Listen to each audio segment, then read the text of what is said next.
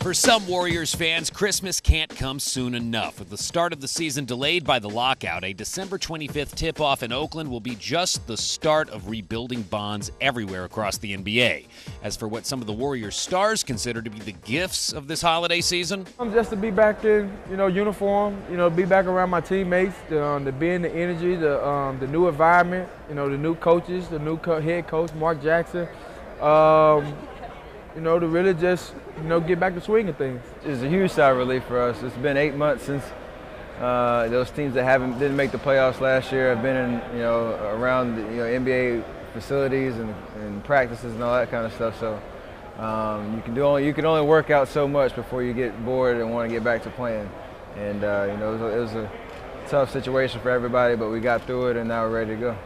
And I think in a lot of cases it was a no-win for both sides. And I think as long as we weren't playing basketball, I don't think the everyday fan was too worried about what was going on between the players and the owners. They just wanted to see basketball, and they were frustrated when they didn't see it on time.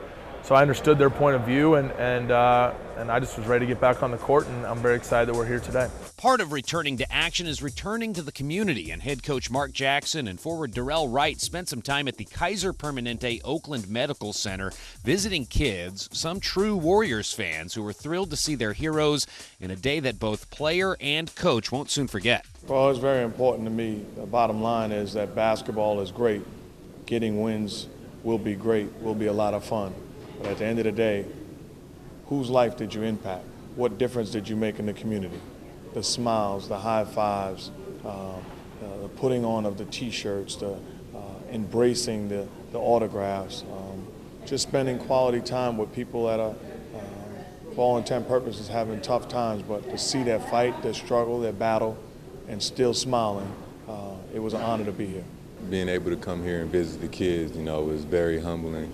Especially, with me having a 3-year-old at home and having the opportunity to come, put a smile on these kids' faces and, just let them escape whatever they're going through for, these few minutes that we spent with those kids. And, it was very humbling.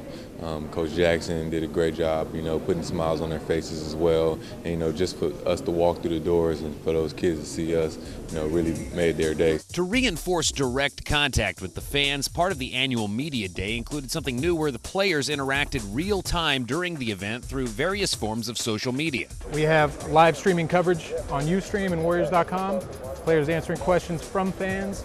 We have our Twitter feed going continuously using hashtag #TweetyAday. We have our players taking over our own Facebook page, talking to fans, commenting on it. We have them tweeting from their own accounts, which most of our players have Twitter accounts. So even our coach Mark Jackson does, and he's great with it too. I was never really for Twitter, and this summer I picked it back up, and I've been doing it strong like the last month and a half, just for the reason you said, is that I think it's during the lockout it was a good way for fans to understand where players were coming from and understand how bad we wanted to get back on the court and play ball. Yeah, with Twitter and Facebook and all the other social media networks, I've been schooled that you are your own media outlet, so any information you want to put out to the fans, you can, and it's one click away. So it's just a great way to interact and bridge the gap that most fans don't get to see. As for the expectations the players have for the shortened season to come, we have a talented group of guys that are that fill our roster.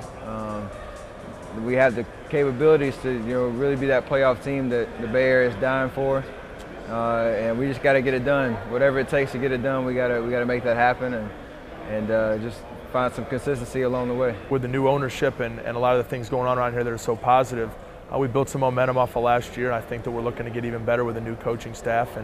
And so we were itching to get back on the court, and I'm very excited that we're going to be playing on Christmas Day on national television and get to show our stuff. We got a lot of guys that came back, in great shape, look good. Last year was really a stepping stone for us last year, to set that, if we have everybody healthy, what we can really do. And this year we have that, and hopefully, with the short season that, we can make some noise.